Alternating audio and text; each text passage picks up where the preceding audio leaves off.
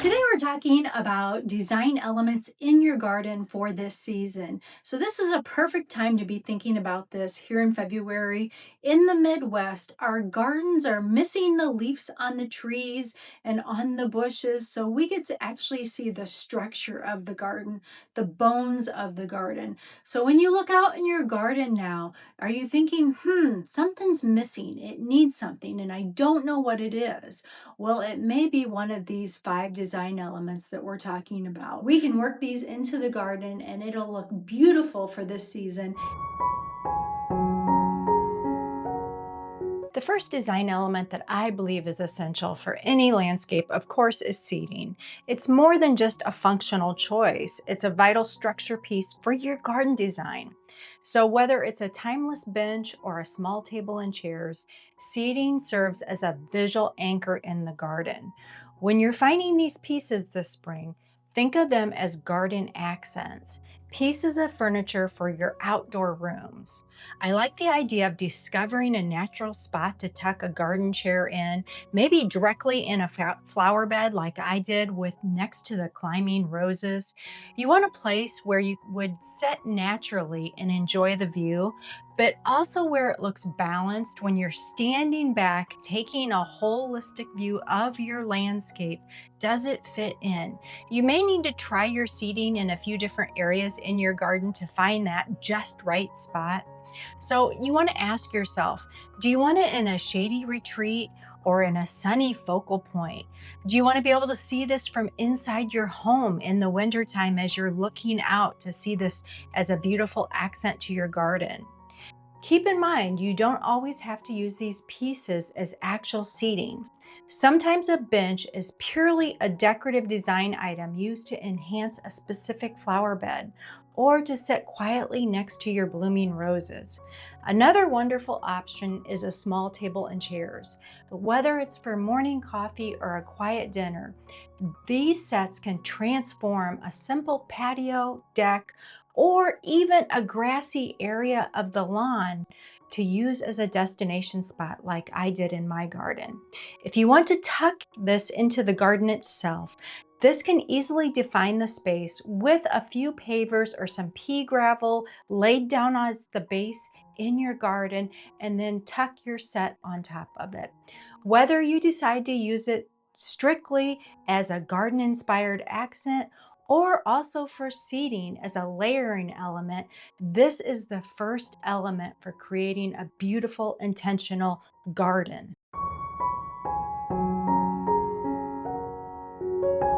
So the next layering element is vertical structures. A lot of times we're so busy looking around at ground level at plants, we forget to look up and we miss this opportunity to put in arbors, trellises, tuteurs, different structures like that that we can put climbing plants on. And then if you're in a zone like myself in zone 5 where all of those plants die back in the wintertime, or are bare in the wintertime, then you can leave your structure out and have a beautiful design element all winter long to enjoy. The first one we'll talk about is a trellis.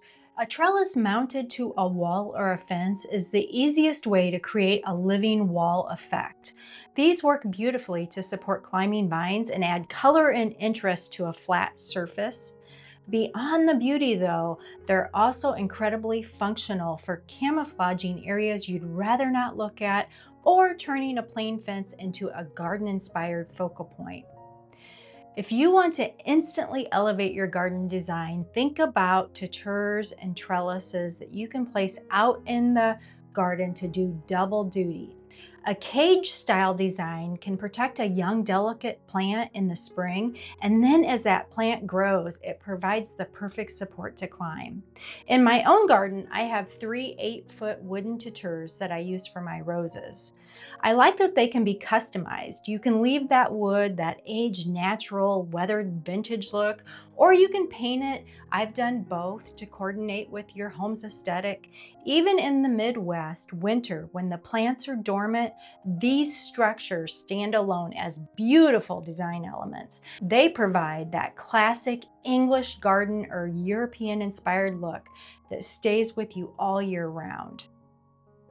An arbor is a perfect choice when your design needs a clear focal point or a formal entry point into the garden.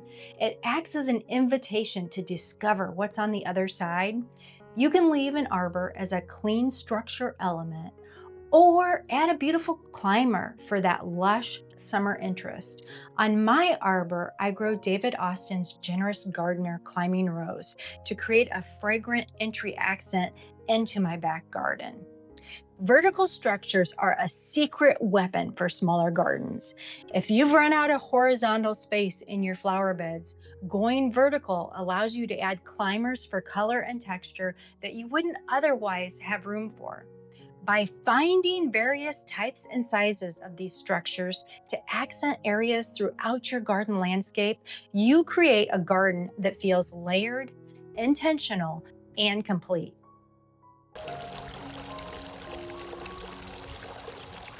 Number 3 is water elements. Elements bring life to your garden. A large fountain makes a spectacular focal point. To truly enjoy it, I recommend placing seating like a classic bench or a small table and chairs nearby.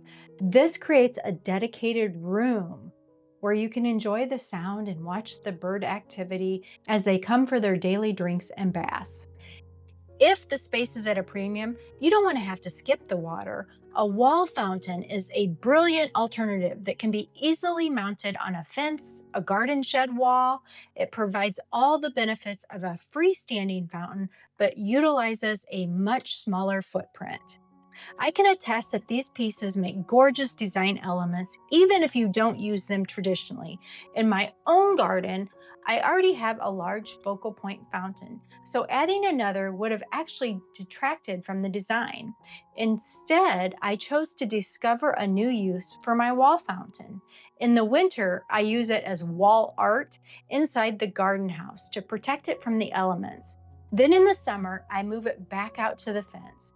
It's a perfect example of how you can use these items to accent your garden-inspired lifestyle. If you're looking for a lower maintenance option though, that still brings that garden-inspired look, a bird bath is a perfect choice. These pieces lend themselves so well to that European aesthetic. Bird baths come in such a wide variety of shapes, colors, materials, giving you endless options to discover a piece that fits your specific style. Whether you choose a grand fountain or a simple stone basin, adding a water element is one of the best ways to transform the energy of your outdoor space and invite nature in. I've always believed that a garden-inspired life doesn't stop at the back door. While we're waiting for the weather to break so we can place these larger garden structures, I've been busy finding smaller ways to bring that same aesthetic inside. If you're looking for those finishing touches, that vintage style glassware, or that specialized planter that bridges the gap between your home and your garden, I've added some of my favorites, the recent discoveries, to the boutique. It's a small hand-picked collection of items that I use to keep the garden feel alive in my own home year-round. I'll leave a link in the description if you'd like to see what's new this week.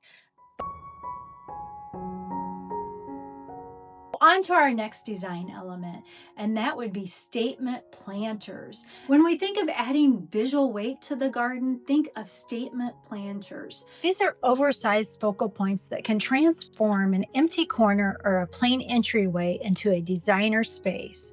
So now if you're looking for a true long-term investment in your landscape, companies like Haddonstone are the gold standard.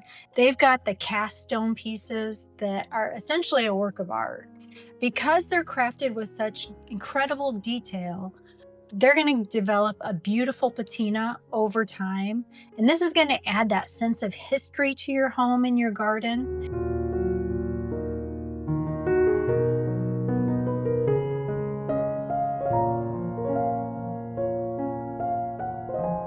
Now, another option would be, of course, going with a look of stone, but more of that resin type material, lighter weight material, easier to move around in your garden, but gives you the look of the stone.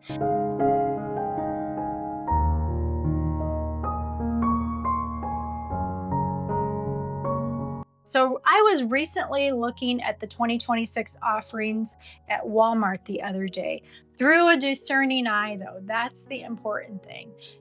I was looking for classic stone textures in these lighter materials. While I'll pass on the pieces that are thin or shiny, I did discover a few that mimic that natural concrete or terracotta pretty well. So these would be a great solution if you are looking for specific areas where you want that silhouette, but you also want to be able to move that material around. If you aren't looking for large statement planners, you can create a beautiful arrangement by grouping smaller versions. I saw several smaller pots that have concrete like exterior but a lovely glazed interior. These look stunning when grouped in odd numbers, 3 or 5 on a potting bench, patio, balcony. Regardless of the material you prefer, the secret to success with this look is layering. By mixing various sizes and heights, you create a rich garden inspired composition. Whether you fill them with colorful geraniums, classic impatiens, or a lush green boxwood, the potential for a layered professional look is endless.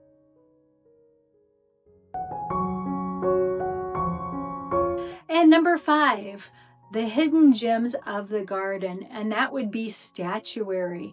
Now, statuary we don't want to overdo. It's very selective. Pick a few pieces of statuary that go well into your garden.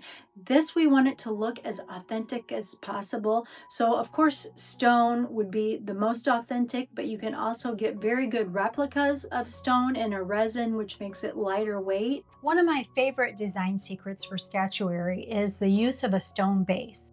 By elevating a statue vertically, you instantly give it more prominence and authority in the landscape. It transforms a simple garden accent into a formal focal point. However, a mixture of both styles is really beneficial for a layered design. While a large piece on a pedestal commands attention, I also like the quiet approach of tucking smaller figures directly into the garden beds. In my own garden, I like to hide these elements so they aren't all seen at once. As a viewer walks through the space, they gradually discover these layers. Perhaps an item tucked near a textured tree trunk, or a small stone piece peeking out from behind a large blooming shrub. It creates a sense of mystery and history, as if the statue has been there for decades. So, when you're looking for pieces of statuary, pick things that resonate with you. It could be classic figures, it could be architectural spears, it could be animals, whatever resonates for you. But the thing that's most important on this is don't overdo it. We don't want the whole garden full of statuary. We just want a few unique pieces. And if you feel like you're getting too much, then that's when you're going to start very strategically tucking things in even more. So not everything is visible to the eye when you first walk into the garden.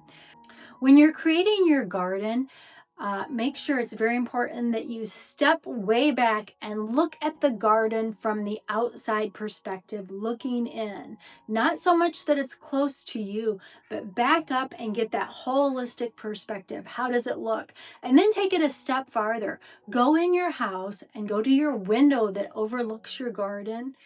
What do you see? What do you want to see? That's one of the best ways right now to decide where you need to put those structural elements. Go to your window and look out, and what are you missing? Because you want to be able to enjoy your garden when you're in your home. Now, I place stuff out in my garden that I can see from my kitchen window. My kitchen window gives me a bird's eye view of a big portion of my backyard garden. So my statuary is right up against the arborvitaes. I can see that from my kitchen window. So I enjoy that from inside. Another thing is my boxwood circle with my fountain. I can see that from the kitchen window. And then when I picked out my bench, that was very purposeful. I designed that into the garden and I chose that white color because I knew that I want to layer that in front of the arborvitaes, but behind the fountain because I wanted to draw your eye past the fountain and see that bench too. Had I done a dark color like a black or a dark wood on that bench, it would have just blended in with the arborvitaes and you wouldn't have seen it. By intentionally choosing white as my color, it totally pops against the arborvitaes on that dark green. So keep that in mind too when you're picking out your items. Knowing where you're going to place them, what color should they be? Because nothing would be worse is finding that special item and then you go to place it and you don't even see it because it blends in with all of the plants or the shrubs around it. So think about that. And if it doesn't work, always remember you can move it to another spot in the garden. Sometimes it takes a few times to move it around to get it to that right spot just where you want it. So if you are looking for what plants should you plant to make your garden feel designed, I did that video last fall. I gave you my 15 plants that if I were to start over again are a must in my European inspired garden. So you're going to want to check out that video next. Have a great week.